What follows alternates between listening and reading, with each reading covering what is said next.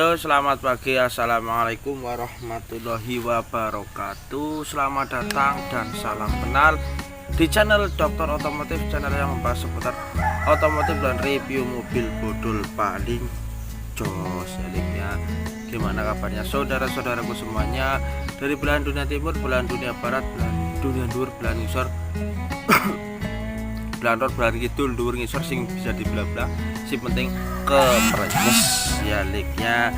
Saya doakan semua saudara-saudaraku selalu diberikan kesehatan, rezeki yang lancar, tambah bojone, dan yang belum menikah saya doakan cepat-cepat menikah biar tidak karaten ya lik ya.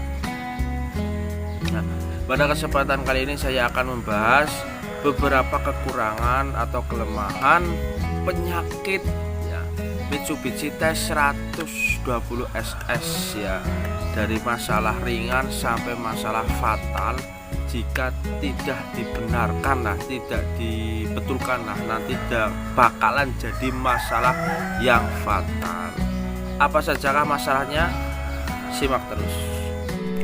Ya, sudah tidak asing lagi, yaitu ini salah satu mobil pickup legendaris Mitsubishi Colt T120 atau 120 SS ya. Ini mobil legendaris ya. Sekarang kita akan membahas beberapa kekurangan dari Mitsubishi T120 SS ya, mobil pickup yang sangat populer di kalangan masyarakat Indonesia Raya. Untuk yang pertama, untuk Mitsubishi SS ini, permasalahan ini kalau bagian ban ini, yang bagian dalam itu biasanya cepet cepet halus ya, karena di sini tidak ada penyetel untuk membuat chamber ya ini, jadi bannya itu menekuk ke dalam, istilahnya seperti itu, jadi cepet halus yang di dalam ya, cepet halus. Sering kita jumpai jika mobil SS itu ban bagian dalam itu cepet halusnya. Kemudian ada masalah lagi, yaitu di bagian kemudi atau setiran itu.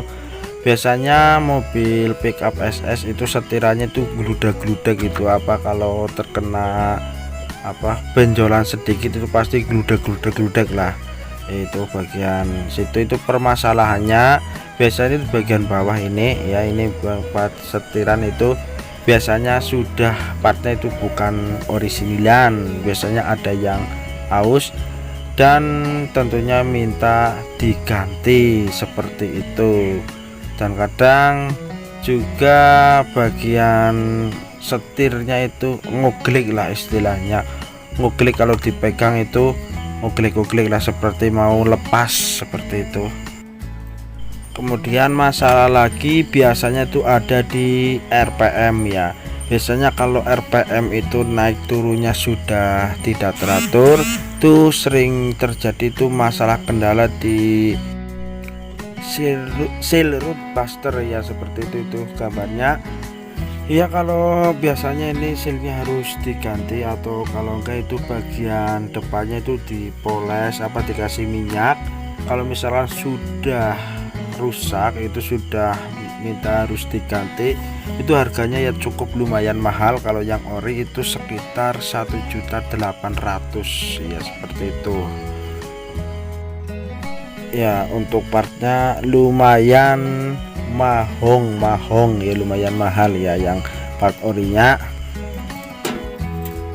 Dan ini mobil rongsokan ya lik ya, mobilnya kotor banget, bagian mesin kotor, bodinya pating jedeg-jedeg ya. Selanjutnya biasanya yang sering terjadi itu di karet timing bell ya. Karet timing bell itu masalah yang sering terjadi dan sangat fatal itu jika karet timing belnya sampai putus.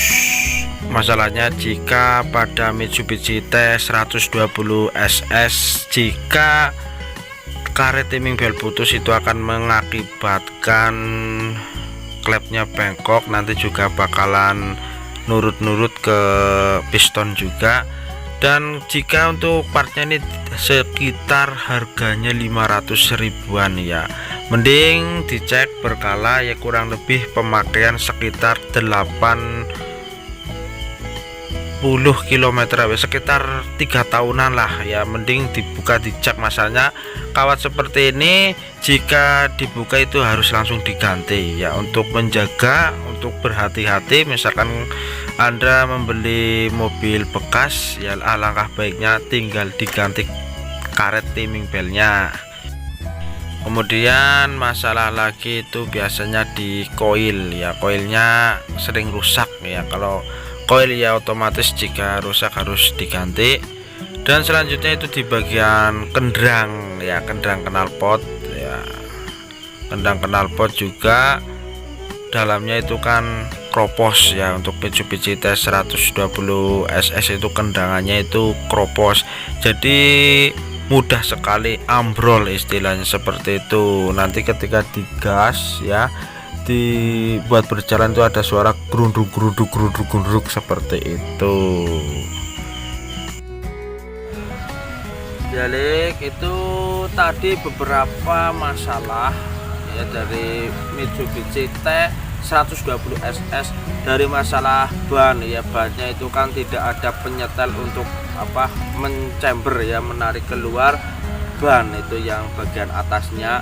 Jadi bagian dalam ban itu cepat halus ya, cepat halus itu dikarenakan itu tidak ada penyetel yang di dalam itu untuk membuat chamber. Tadi juga ada masalah di knalpot, gendangan knalpotnya itu kropos, sering kropos. Jadi kalau sudah agak tua lah itu jobrol, jadi suaranya ogrong seperti itu.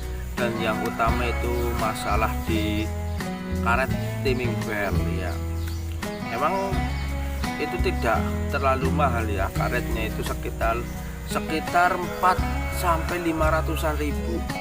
Tapi jika tidak diganti, nanti ketika putus itu bisa menjadi klepnya bengkong, bahkan nanti bisa sampai ke sehernya juga kena.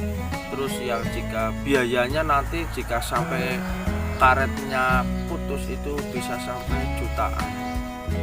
Nah, sedangkan untuk karet tersebut itu tidak bisa dilihat, jadi jika ketika dibuka itu harus diganti ya karetnya ya. Untuk pemakaian karet itu ya sekitar 3 tahunan lah, harus dicek lah, 2-3 tahunan sekitar itu harus dicek. Masalahnya jaraknya kalau tidak salah 80 km ya, itu harus dicek karetnya ya, tergantung nanti medan yang kita tempuh seperti apa. Jika sering membawa beban berat ya mungkin harus lebih sering lah seperti itu diceknya. Ini saya sedang di kolam ya, kolam ikan gupi ya, saya sedang pelihara ikan ini ya, buat sampingan juga, termasuk hobi, salah satu hobi saya. Oke, terima kasih, semoga bermanfaat. Akhiron wabillahi taufiq wal hidayah. Wassalamualaikum warahmatullahi wabarakatuh. Salam sejahtera.